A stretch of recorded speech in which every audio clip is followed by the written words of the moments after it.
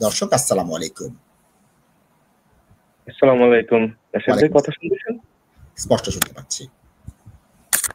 আচ্ছা। আমার একটা ছোট কোশ্চেন ছিল।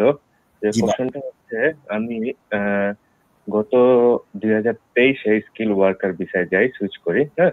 তারপর আমি লাস্ট আরেকটা আমার এমপ্লয়ার চেঞ্জ করে লাস্ট ১ সপ্তাহ আগে আবার নতুন একটা এমপ্লয়ার চেঞ্জ করে নতুন একটা ভিসায় আবার সেম সুইচ করি আরকি। তো এখন আমার কোশ্চেনটা হচ্ছে যে আমি কনফার্মেশন লেটার পেয়েছি, ইমেইলটা পেয়েছি লাস্ট ২-৩ দিন আগে। অ্যান্ড আমি আমার এমপ্লয়ের সাথে কথা বলছি। সো তারা বলতেছে আমার নেক্সট মান্থে জয়েনিং ডেট। তো আমি নেক্সট মান্থে বাংলাদেশে যাওয়ার একটা ইমার্জেন্সি কারণে বাংলাদেশে যেতে চাই।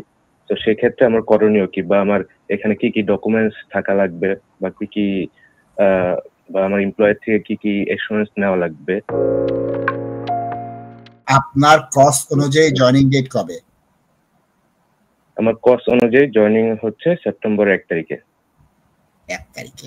এখন জিনিস হচ্ছে যে আপনার যেহেতু ভিসা ইস্যু হয়ে গিয়েছে, আপনি কিন্তু আগের এমপ্লয়ারের সঙ্গে কাজ করতে পারবেন না। না। সুতরাং ওটা বন্ধ করতে হবে। আর যেহেতু এই এমপ্লয়ার এখনো কাজ শুরু করেন নাই, সুতরাং আপনি কিন্তু ১ তারিখের আগে আসতে হবে এবং ১ তারিখে জয়েন করতে হবে।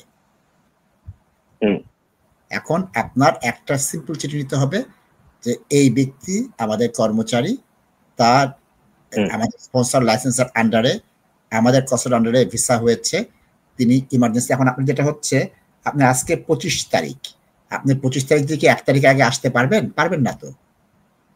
না। তাহলে সেক্ষেত্রে কি করতে হচ্ছে? আপনার অ্যাপ্লাই করতে হচ্ছে ১ তারিখের পর, আপনি জয়েন করার পর আপনার হলিডে গ্র্যান্ট করতে হবে। এটা মাস্ট, লিখিতভাবে হলিডে গ্র্যান্ট করতে হবে আপনার অফিসের। যে ইমার্জেন্সি এই কারণে আপনি যেটা কারণ বলেছেন সেই কারণটা দিয়ে তারা বলবে এই কারণে তোমাকে আমরা ছুটি দিচ্ছি, এবং আপনার ওই কাগজটা থাকতে হবে যে ইমার্জেন্সি যে ছুটি নিতে চাচ্ছেন। কথার কথা বললেন যে একটা জমি সংক্রান্ত বিষয় হতে পারে, আপনার পিতামাতার শরীর খারাপ হতে পারে, আপনার অনেক কিছু হতে পারে। যেটা বলছেন সেটার কাগজ থাকতে হবে। আসার সময় সেটা দেখতে পারে, কারণ কি এটা তো রেয়ার ঘটনা। একটা কোম্পানিতে জয়েন করার সাথে সাথে একজন ছুটি পাচ্ছে, তাই না? এটা ইমিগ্রেশন অফিসার প্রশ্ন করতেই পারে। প্রশ্ন করাটা কোনো সমস্যা না। আপনি প্রস্তুত কিনা, সঠিক ডকুমেন্টেশন আছে কিনা, এটাই আসল জিনিস। আচ্ছা, আমার কি ওই ক্ষেত্রে কোনো পে স্লিপ সাথে থাকা লাগবে বা পে রোলে অ্যাড হওয়ার কোনো কাগজ সাথে রাখতে হবে? হবে না। ১ তারিখে জয়েন করছেন, আপনি তো ৩০ সেপ্টেম্বর পাবেন।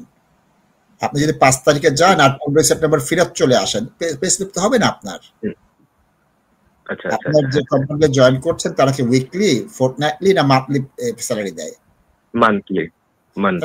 পাবেন না। আপনি তো অবশ্যই ৩০ সেপ্টেম্বর পর্যন্ত থাকবেন না, তার আগে চলে আসবেন।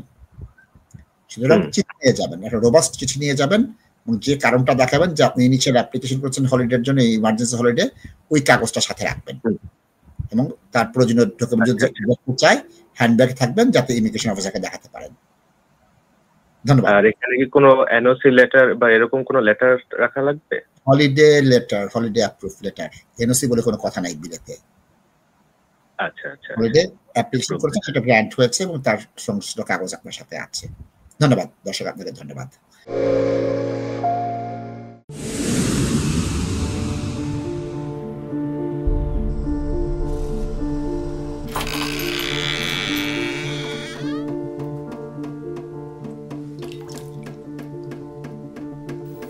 ইংল্যান্ডে আমরা চাইলেও অনেক কিছু করতে পারি না, অনেক ঝামেলা। হায় রে হায়, লন্ডনের এই জীবনে ঝামেলার কোনো শেষ নাই। আমি লাল, আমার ইমিগ্রেশন, ঘর, ব্যবসা সবকিছুর ঝামেলার সমাধানে সবসময় পাশে আছে Taj solicitor. Taj solicitors, believe in service.